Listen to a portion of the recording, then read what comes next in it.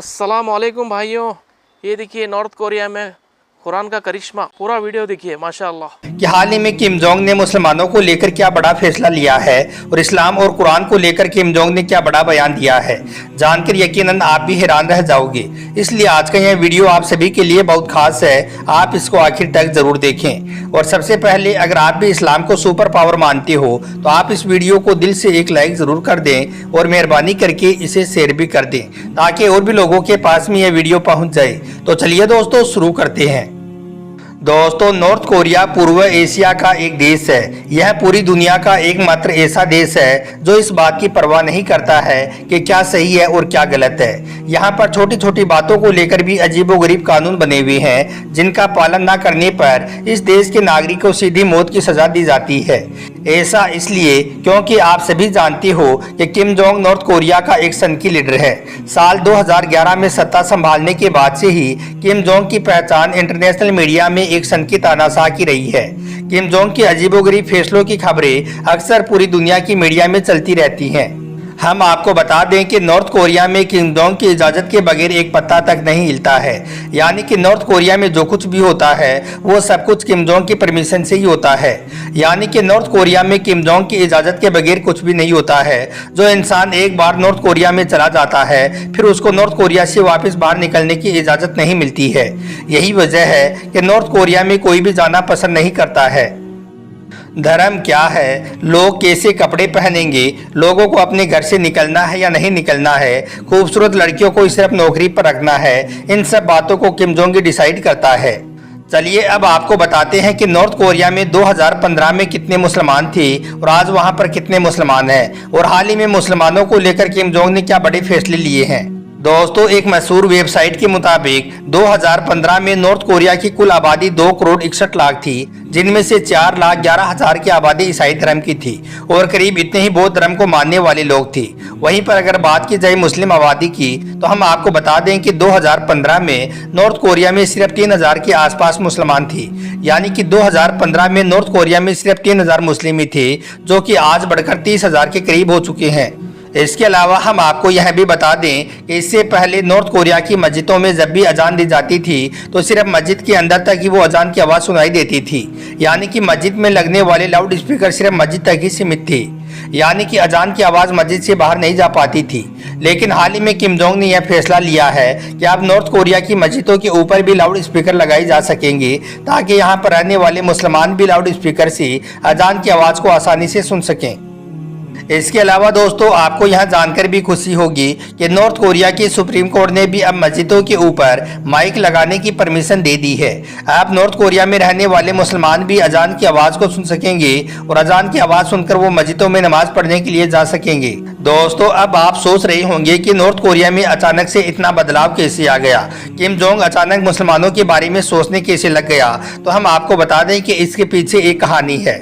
जब से north Korea में यह वाकया पेश आया है इसके बाद से किम जोंग ने मुसलमानों के हित में काम करना शुरू कर दिया है। और वो वाकया ये है कि एक बार नॉर्थ कोरिया में एक अजीबोगरीब मसला उलझ गया था।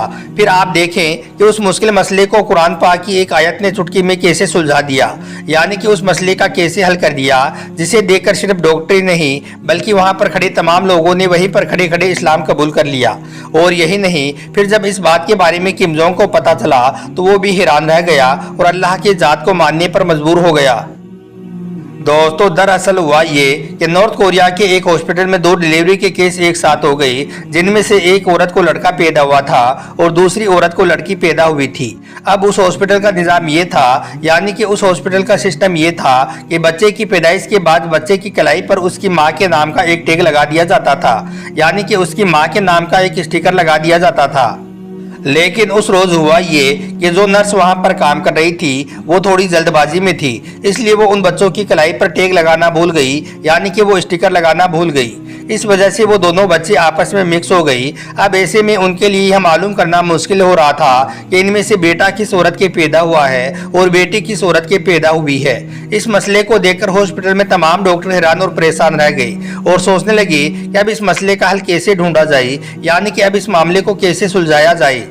उन डॉक्टरों को कोई भी आसान सा तरीका नहीं सूझ रहा था, इसलिए फिर वो पास ही एक दूसरे डॉक्टर के पास गई जो कि ईरान का रहने वाला एक मुसलमान डॉक्टर था जिसका नाम डॉक्टर अहमद था। वो उससे कहने लगे कि डॉक्टर साहब, तुम कहते थे ना कि कुरान पाक में दुनिया के हर मसले का हल मौजूद है। अब हमें बताओ कि हमारे हॉस्पिटल का यह मसला कैसे सुलझेगा, यानी कि अब हम यह कैसे पता लगाएंगे कि किस औरत का बेटा है और किस औरत की बेटी है।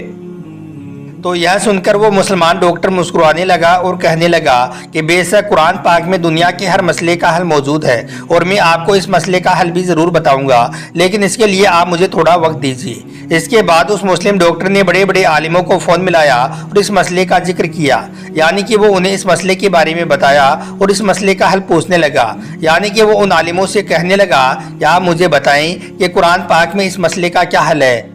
इसके बाद उन आलिमों ने पूरी बात को ध्यान से सुना और फिर कहने लगे कि बेशक कुरान पाक में इस मसले का हल भी मौजूद है।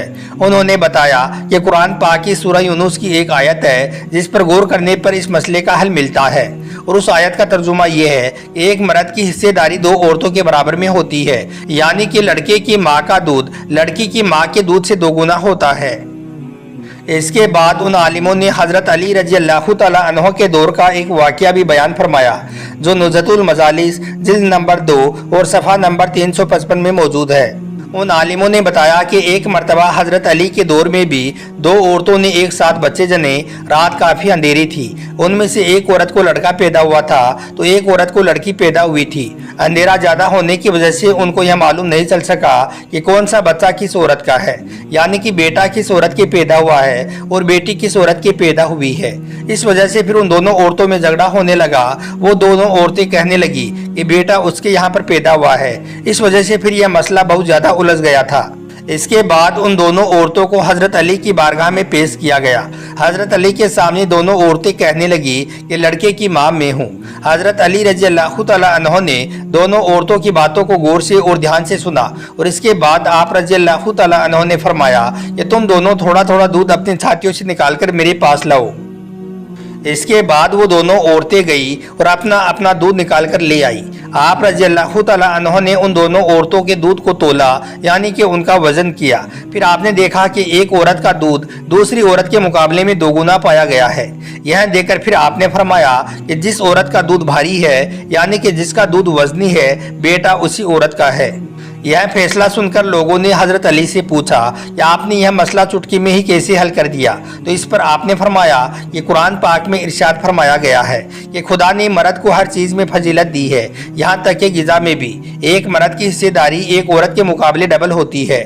बस इसी हकीकत के पेश नज़र मैंने सोचा कि जिस औरत का दूध वजनी होगा वही औरत बेटे की माँ होगी, और फिर वही फैसला मैंने सुनाया है।